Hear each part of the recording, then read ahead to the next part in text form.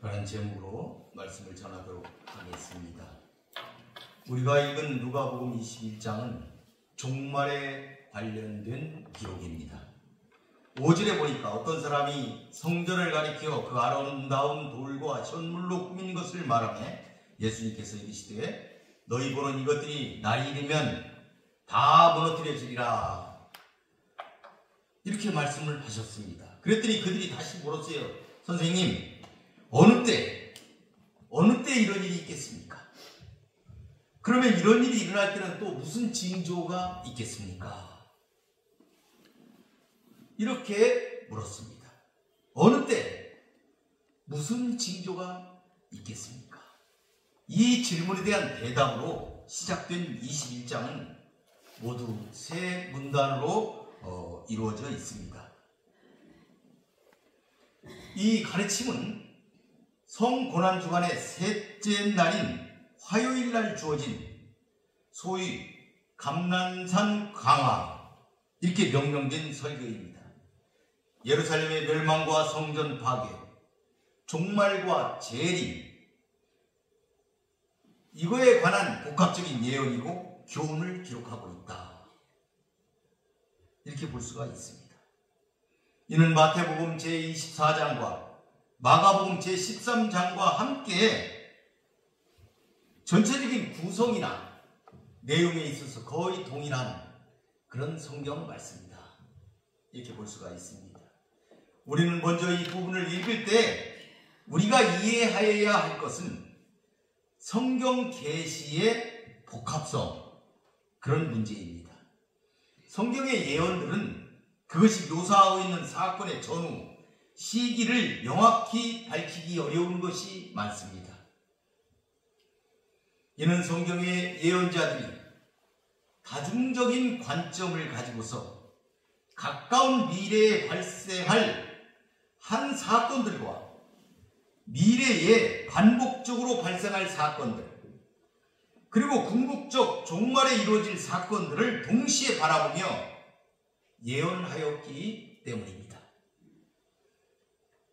이로써 성경의 예언을 듣고 있는 당시의 사람들, 그리고 다가올 미래의 사람들 모두에게 구속사적인 메시지를 던져주고 있다, 이렇게 볼 수가 있는 것이죠. 여기서도 예수님은 미래에 대한 복합적인 관점을 가지고 가까운 장래에 이루어질 예루살렘의 멸망, 그리고 멀리 역사의 종말에 대한 복합적인 예언을 담고 있는 말씀을 예언하셨습니다. 이 감난산 강화는 1차적으로 예수님의 승천 후 닥칠 상황에 대해 당시 제자들을 준비시키는 맥락에서 주어진 것이지만 궁극적으로는 그리스도의 초림과 재림 사이를 살아갈 신약시대의 모든 성도들, 우리들에게 주어진 것이다, 이렇게 보면은 틀림이 없겠습니다.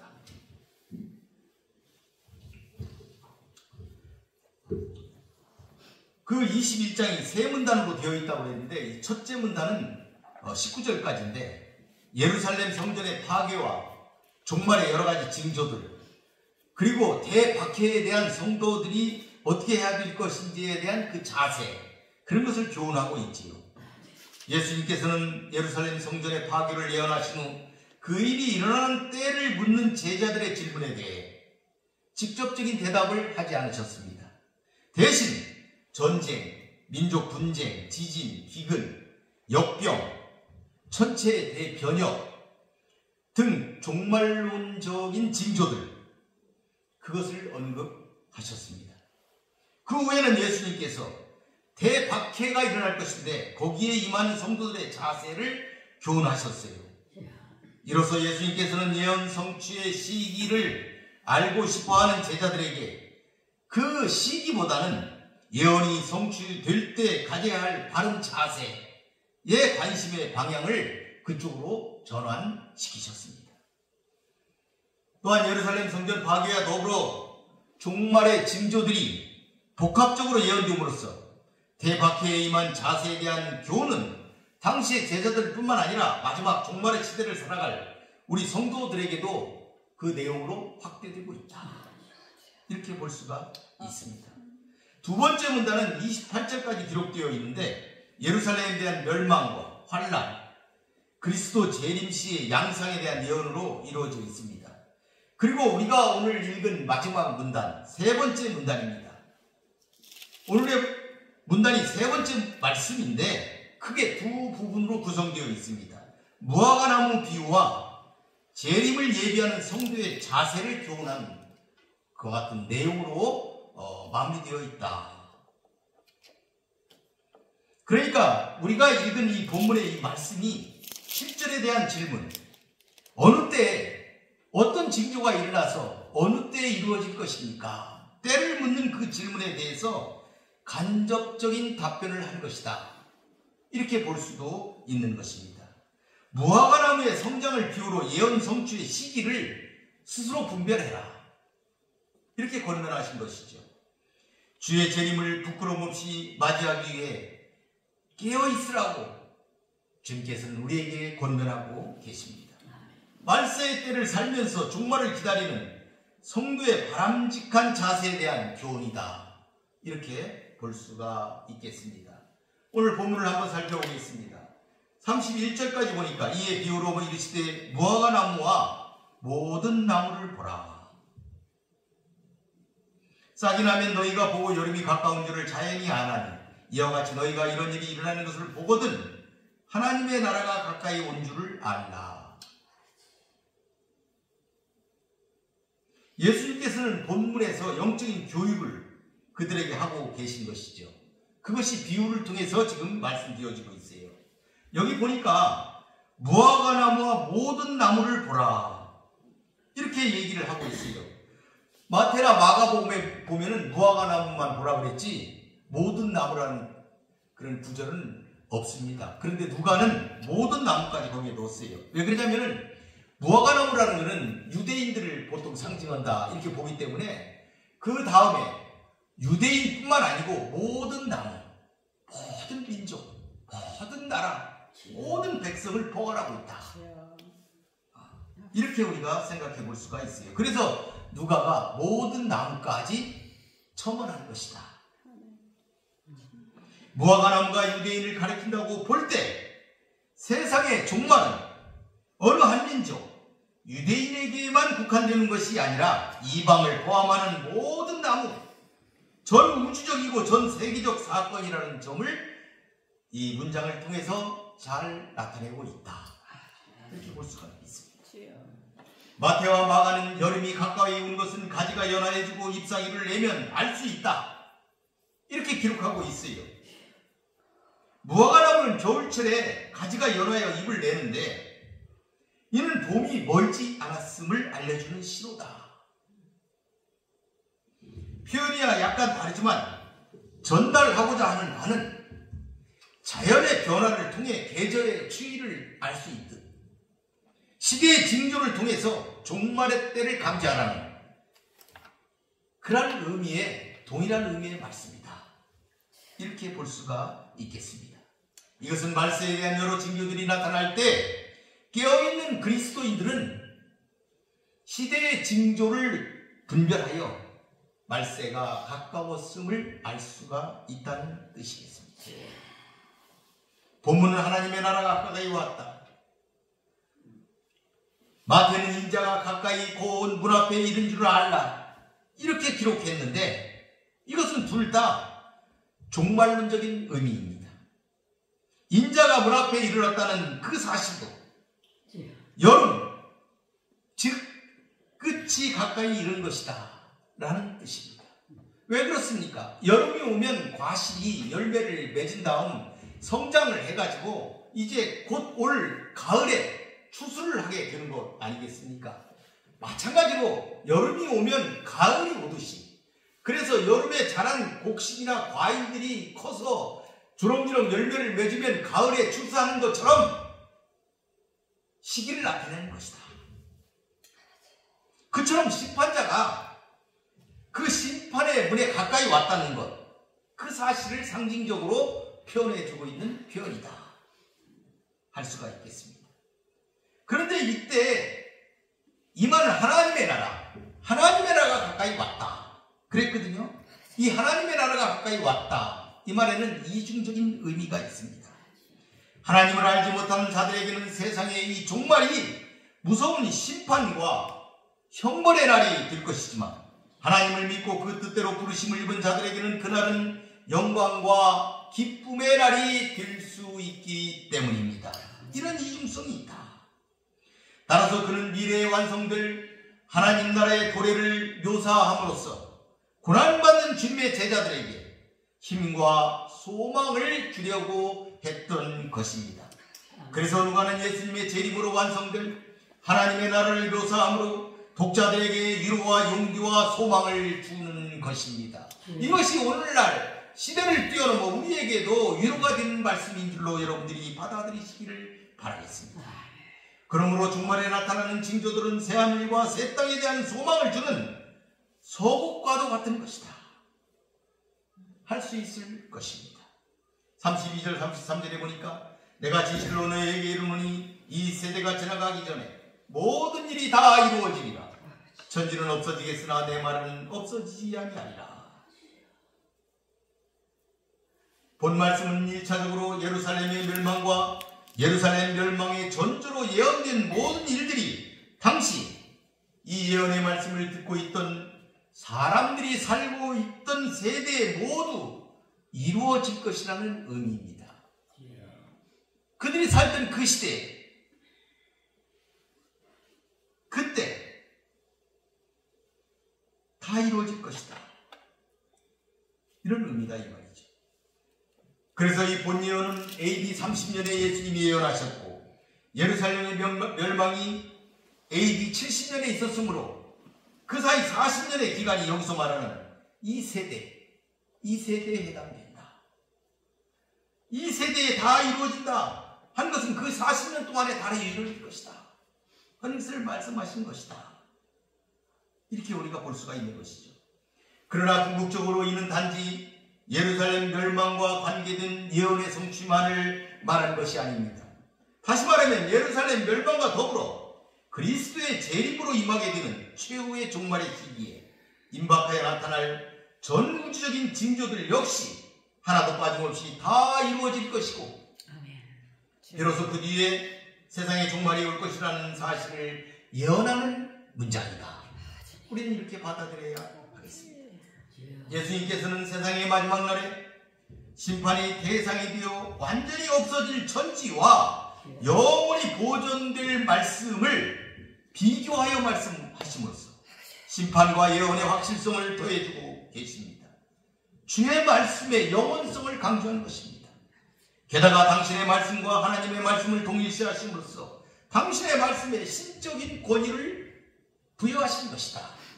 이렇게 볼 수가 있습니다. 그러니까 예수님의 말씀은 곧 하나님의 말씀이다 하는 것을 우리가 알아야 합니다. 따라서 본절은 하늘과 땅은 다 없어질지라도 당신의 말씀은 없어지지 아니하고 반드시 성취될 것이라는 결론적인 말씀입니다. 아멘. 본절에서 없어질 천지는 자연계에만 지칭하는 것이 아닙니다. 이 세상에 있는 모든 인간의 사상과 철학 그리고 모든 물질, 물명을 다 포함하는 표현인 것입니다. 즉 하나님과 하늘과 땅에 포함되어 있는 그리고 거기에 존재하는 모든 것을 가리킨다. 이렇게 이해하여야 하겠습니다. 그러나 예수님의 말씀은 그런 것들이 사라지는 과정에서도 소멸되지 않고 영원히 존재한다 한 것입니다. 그러므로 본장에 기록된 재림 전에 일어날 것으로 예언된 대사건들과 징조들, 이것들은 모두가 천지가 계획한다 해도 모두 다 그대로 이루어질 것입니다. 이것을 여러분들은 모두 믿으시기를 바라겠습니다.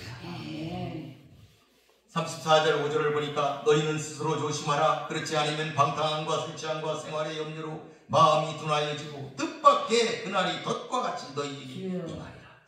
이날은 온 지구상에 거하는 모든 사람에게 임하리라. 이 34절에서 36절은 감람산 강화의 마지막 부분입니다. 예수님께서 우리들과 제자들에게 종말의 시기에 준수해야 할 실제적인 행동 지침을 지금 말씀하고 계신 것이다. 이렇게 우리가 받아들여야 되겠어요. 그래서 여기 보니까 조심하라 이렇게 말씀하셨어요. 조심하라. 이것은 단순하게 경계해라 그런 것이 아니라 마음으로 자신에게도 일어날 수 있는 가능성을 진지하게 점검하면서 자신에게 이러한 일이 발생하지 않도록 조심하라. 이런 깊은 성찰을 요구하는 말씀이죠. 그런데 여기서 중요한 사실은 이 경고의 말씀이 유대인이 아닌 제자들과 무리들에게 주어졌다는 사실입니다. 그러니까 지금 현 시대로 말씀을 이렇게 바꿔서 얘기하면 예수님을 믿는 여러분들에게 이 말씀이 주어졌다. 이 말씀입니다. 예수님을 잘 믿는다고 하는 사람들, 예수님께 선택받은 자들이라고 스스로 믿고 있는 자들, 스스로 선줄로 생각하고 있는 자들, 그들에게 넘어질까 조심하라 이렇게 경고하시는 것이다 하는 것입니다. 많은 훌륭한 신앙의 선조들 가운데서도 스스로 조심하지 않으므로 넘어지는 경우가 있는 것을 우리는 성경을 통하여 보고 있습니다. 노아는 홍수 이전에 당대의 의인이라고 성경은 기록하고 있었지만 홍수 이후에 그는 마음이 나태해져서 포도주에 취해서 큰 실수를 범하고 말았습니다. 롯도 의로운 사람이라고 성경에 기록되어 있었지만 타락한 소돔성에 살면서 거기에 물들어가지고 거기에 물들었어요. 롯이 거기에 물들어서 술에 취해서 범하지 말아야 할 죄를 범하게 되었다. 마음이 나태해졌을 때 조심하지 않을 때 그들은 넘어지고 말았다. 하나님의 심판과 관계된 이 두 사건 모두 세상의 종말을 상징하는 사건입니다. 멸망에서 생명은 그들이 구했지만 조심하지 않을 때 실수를 범할 수 있음을 교훈한 귀중한 말씀입니다.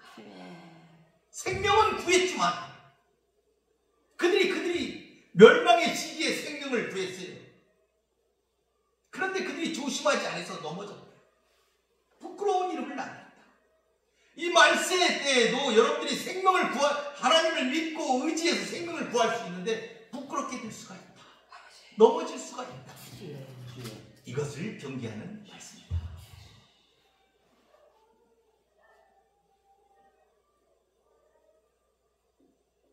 예수님께서는 가까이 온 종말을 기다리며 살아가는 성도들이 조심해야 될 내용을 구체적으로 우리에게 주셨어요.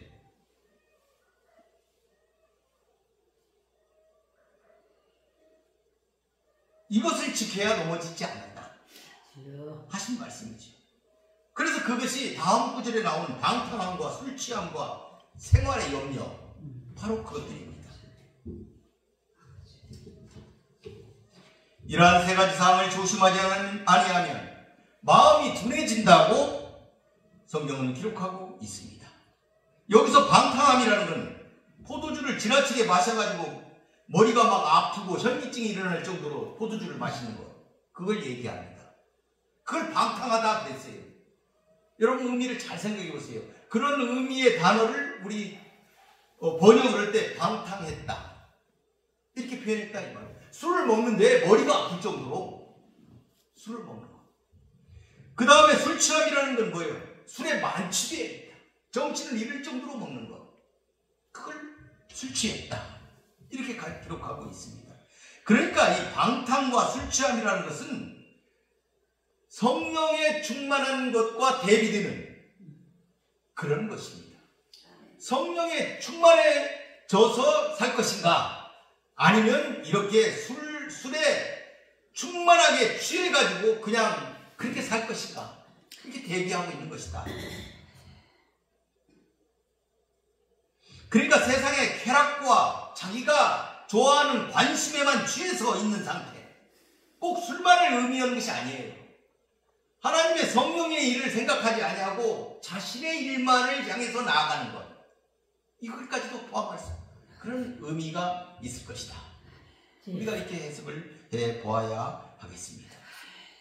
그 다음에 여기 보니까 생활의 염려에서 이 염려라는 것은 다른 방향으로 끌리는 그것이거든요.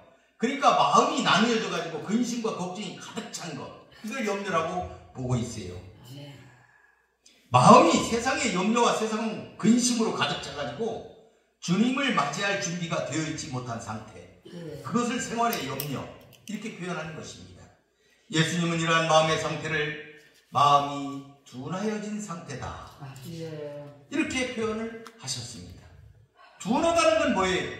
영적으로 민감하지 못하다.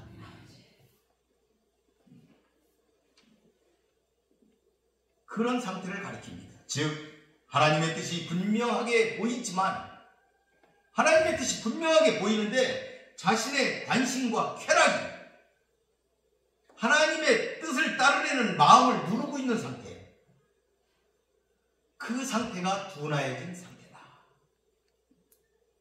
그러니까 하나님을 향하고자 하는 그 마음, 세상을 향하고자 하는 마음이 있다고 할 적에 하나님을 향하여 나아가고 있는 그 마음을 세상에 그런 마음이 누르고 있는 것, 둔하여졌다.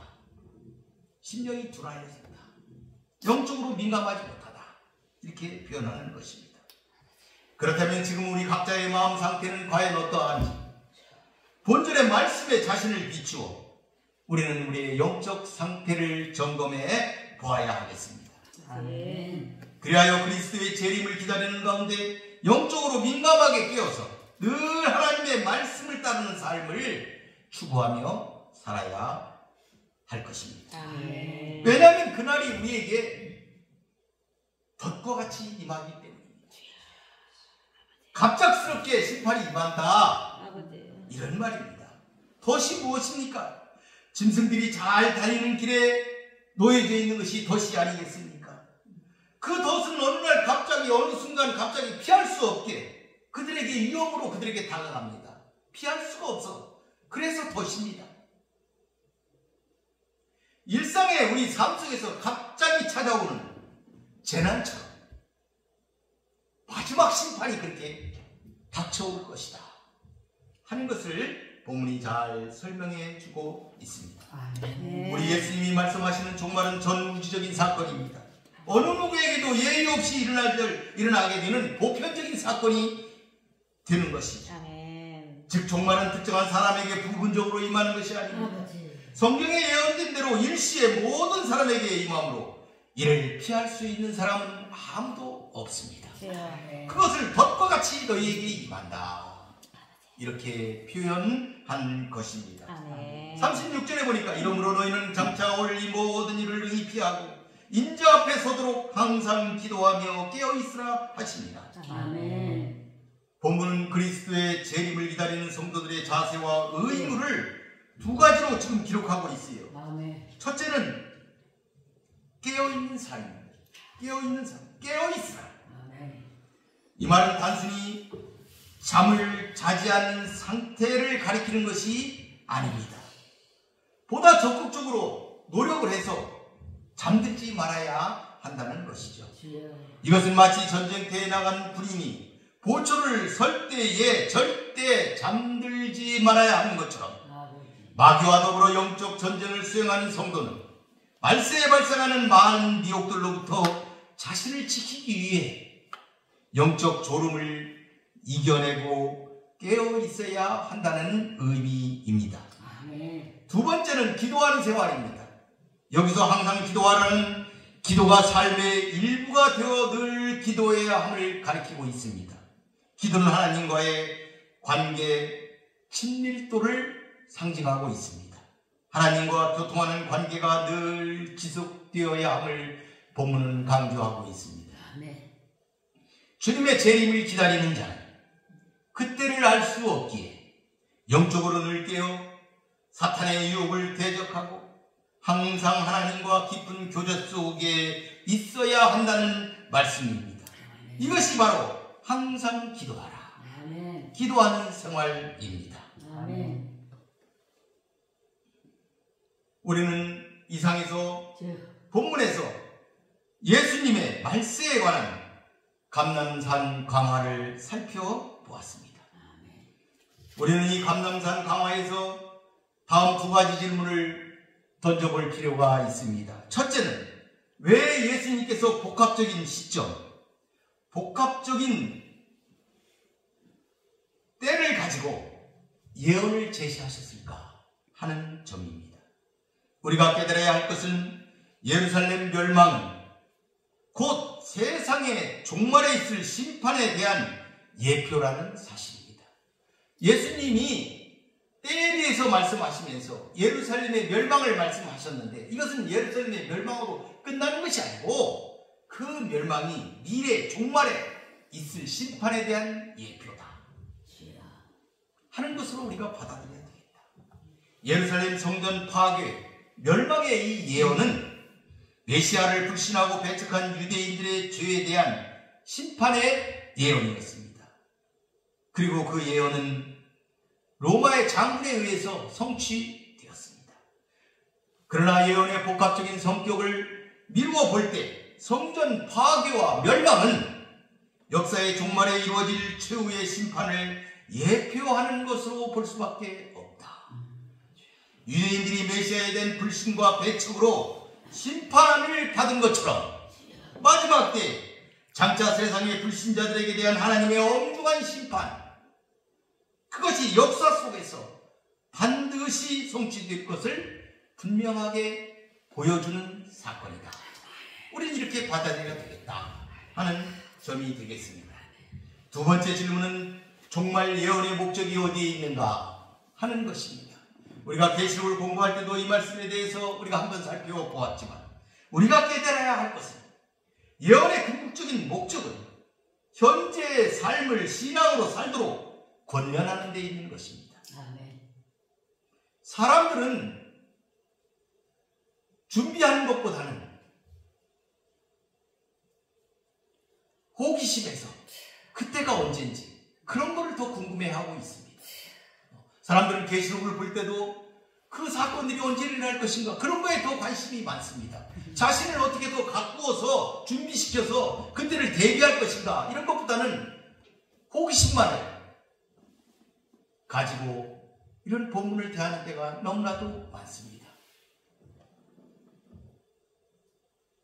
그래서 예수님께서는 예루살렘 성전 파괴의 시기를 묻는 제자들에게 그 시기를 밝히지 않고 오히려 신앙적 권면을 주신 것입니다. 은혜는 우리가 세상의 종말과 관련하여 시대를 분별할 필요는 반드시 있지만 그 시기에 집착하는 것이 바람직하지 못하다 하는 것을 말해주는 것입니다. 성도들은 종말의 특정 시기에 집착하기보다는 종말 의식을 가지고 신앙 안에서 현재의 삶을 최선을 다하여 살아가야 한다는 사실입니다. 그래서 예수님은 종말의 때를 살아가는 성도들을 향해 경계의 말씀과 종말을 대비하는 자세에 대해 우리에게 자세하게 교훈하셨습니다. 우리는 첫째로 영적인 눈을 떠 시대를 분별해야겠습니다. 지금이 봄인지 여름인지 가을인지 분별해야 한다는 말씀입니다. 왜냐하면 때가 가까이 왔기 때문입니다. 둘째는 우리 스스로 조심하여야 합니다. 그렇지 않으면 방탕함과 술 취함과 생활의 염려로 마음이 둔하여지고 뜻밖의 그날이 덫과 같이 우리에게 임하기 때문입니다. 우리는 아까 우리가 살펴왔던 노아와 롯의 사건을 잘 살펴서 나태해지지 말아야 하겠습니다. 셋째는 항상 기도하며 깨어 있어야 하겠습니다. 왜냐하면 그날까지 인내하며 지내다 예수님 앞에 서야 하기 때문입니다. 인내는 환난이 닥칠 때 성도들이 반드시 가져야 될 자세입니다. 그것으로서 우리는 구원을 얻게 될 것이기 때문입니다. 예수 그리스도의 재림은 우리들의 궁극적인 소망입니다. 그리스도의 재림으로 우리 성도들은 몸의 구속까지 온전한 구속을 이루게 되기 때문입니다. 그러므로 이 소망을 가진 성도들은 그리스도의 재림을 기다리며 환난의 때에는 인내할 뿐만 아니라 세상의 쾌락에 취하거나 삶의 염려로 마음이 둔하여지지 않도록 경계해야 할 것이며 그날이 덫과 같이 임하지 않도록 깨어 기도하는 삶을 살아야 할 것입니다. 성도 여러분, 종말을 잘 준비하는 자만이 후회하지 않을 것입니다.